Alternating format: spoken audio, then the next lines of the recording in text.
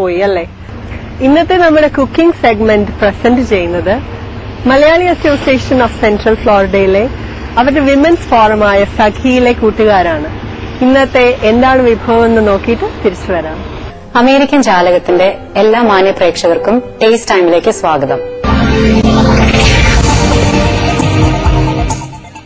അമേരിക്കയിലെ കൊച്ചു കേരളമായ ടാംപ ഫ്ലോറിഡയിലെ മലയാളി അസോസിയേഷൻ ഓഫ് സെൻട്രൽ ഫ്ലോറിഡയുടെ വനിതാ വിഭാഗമായ സഖിയുടെ ആഭിമുഖ്യത്തിൽ നടത്തിയ കുക്കിംഗ് കോൺടെസ്റ്റിൽ 1ാം സമ്മാനം നേടിയ കാരലൈൻ ബ്ലസൻ ഇന്ന് നമ്മോടൊപ്പം ഉണ്ട്.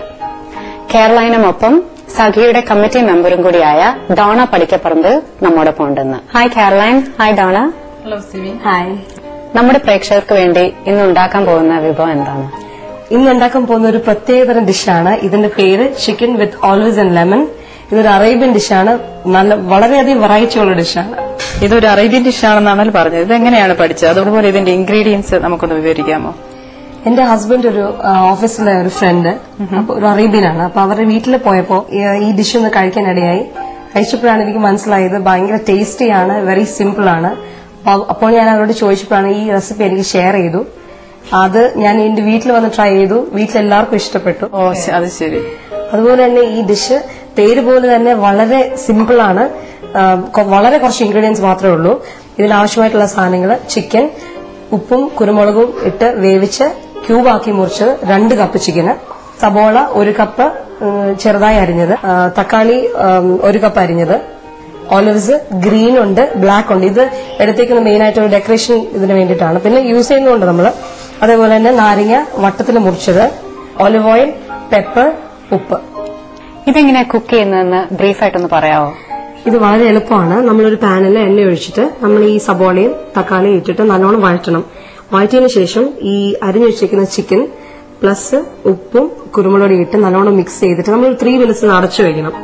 അടച്ചു വെച്ചതിന് ശേഷം നമ്മൾ തുറന്നിട്ട് ഈ ഓലിവ്സും ലെമനും കൂടി ഇട്ടിട്ട് വീണ്ടും നല്ലോണം ഒന്ന് മിക്സ് ചെയ്തതിനു ശേഷം വീണ്ടും അടച്ചു വെക്കണം. ഒരു 2 മിനിറ്റ്സ്.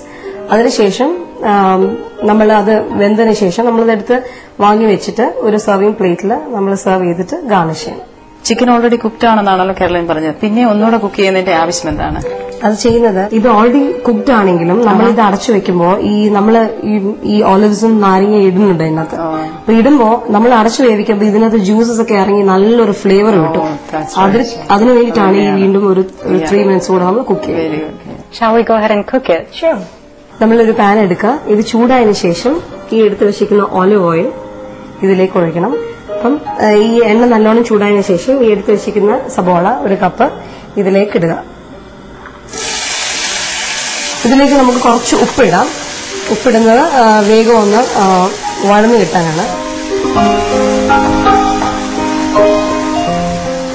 ഇത് ഏതാണ്ട് ഉള്ളി വഴന്ന ലക്ഷണമായി. അപ്പൊ നമുക്കിനി അടുത്തായിട്ട് ഈ അരിഞ്ഞു വെച്ചേക്കുന്ന തക്കാളി ഇതിലേക്ക് ഇടാം. ഇതേമാതിരി നല്ല മാതിരി ഇത് നല്ലോണം ഇളക്കിയിട്ട് നല്ലോണം വഴങ്ങണം. തക്കാളിയുടെ ജ്യൂസൊക്കെ നല്ലോണം ഇറങ്ങി തക്കാളി ഓൾമോസ്റ്റ് വഴന്നു കഴിഞ്ഞു. ഇനി നമുക്കിതിലേക്ക് നല്ലോണം ഈ എടുത്തു വെച്ചേക്കുന്ന പെപ്പർ ഇടാം. നമ്മൾ ഇതിനകത്ത് വേറെ ഒന്നും ഗ്രീൻ ചില്ലി അല്ലെങ്കിൽ ഹാലപ്പിനോ ഒന്നും ഉപയോഗിക്കുന്നില്ല. ഇതിനാ കൂടെ എരി കിട്ടുന്നത് പെപ്പറാണ്. ഇതിലേക്ക് ഈ അരിഞ്ഞു വെച്ചേക്കുന്ന ഈ ചിക്കന് നമുക്കിടാം. ചിക്കൻ ഇതില് നല്ലോണം ഇളക്കി യോജിപ്പിക്കണം. ഒരു 2 മിനിറ്റ് ഒന്ന് അടച്ചു വയ്ക്കാം. അപ്പോ അത് കേരളം നേരത്തെ പറഞ്ഞ പോലെ അതിന്റെ ജ്യൂസ് ഒക്കെ ഇറങ്ങി ആ ഗ്രേവി ഒന്ന് കട്ടിയാകാൻ വേണ്ടി ഇപ്പൊ ഓൾമോസ്റ്റ് ഇതിന്റെ ജ്യൂസസ് എല്ലാം ഇറങ്ങി നല്ലൊരു ഫ്ലേവർ ഒക്കെ വന്നിട്ടുണ്ട് ആ പെപ്പറിന്റെ ഒക്കെ. സോ നമുക്കത് നോക്കാം. ഇതിലേക്ക് നമ്മൾ ഇനി ആഡ് ചെയ്യാൻ പോകുന്നത് ഈ എടുത്ത് വെച്ചിരിക്കുന്ന ഓലിവ്സ്. അതിനൊപ്പം തന്നെ ഈ എടുത്ത് വട്ടത്തിൽ അരിഞ്ഞേക്കുന്ന ഈ ലെമണും കൂടെ ഇതിലേക്ക് ഇടുക. ഇത് നല്ലോണം ഇളക്കുക. എനിക്ക് നല്ലോണം ഒന്ന് യോജിപ്പിക്കണം. ഇനിയിപ്പോൾ നമ്മൾ ഇത് നല്ലോണം യോജിപ്പിച്ച് വെച്ചതിന് ശേഷം നമ്മൾ അടച്ചു വയ്ക്കുക. അടച്ചു വയ്ക്കുമ്പോഴത്തേക്ക് ഈ ഓലിവിന്റെ ആ ജ്യൂസസും ലെമന്റെ ജ്യൂസസ് എല്ലാം ഇറങ്ങി ഈ ഡിഷിനൊരു പ്രത്യേക ഒരു ഫ്ലേവറും ഒക്കെ കിട്ടും നമുക്ക്. നല്ലോണം ഇളക്കി നമുക്കിത് വീണ്ടും ഒരു 2 മിനിറ്റ് കൊണ്ട് അടച്ച്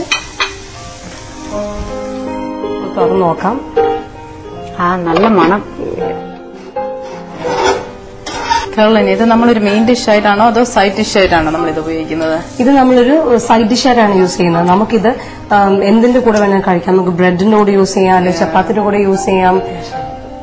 അതേപോലെ റൈസ്, സ്റ്റീം റൈസ് അല്ലെങ്കിൽ ലാംബ് റൈസ്, എന്ത് റൈസിന്റെ കൂടെയും നമുക്കിത് പോകും. ഗാർണിഷ് ചെയ്യാൻ ഇത് വളരെ സിമ്പിൾ ആണ്. നമ്മൾ ഇതിനകത്ത് ഉപയോഗിച്ചിരിക്കുന്ന ഇൻഗ്രീഡിയൻസ് തന്നെ വെച്ച് നമുക്കിത് ഡെക്കറേറ്റ് ചെയ്യാം. ഈ ലെമൺ, ഓലിവ്സ്, പിന്നെ ഒരു കുറച്ചുകൂടി ഗ്രീൻ ലുക്കിന് നമ്മൾ കൊറിയൻഡർ ലീവ്സും കൂടെ. Chicken with olives and lemon ഇവിടെ റെഡി ആയിരിക്കുകയാണ്. It's a very nice and healthy dish, Caroline. വളരെ സിമ്പിൾ റെസിപ്പിയാണ്. നിങ്ങൾ എല്ലാവരും ഇത് ട്രൈ ചെയ്യണം. Caroline has done a very good job. Thank you Caroline and Donna. You welcome.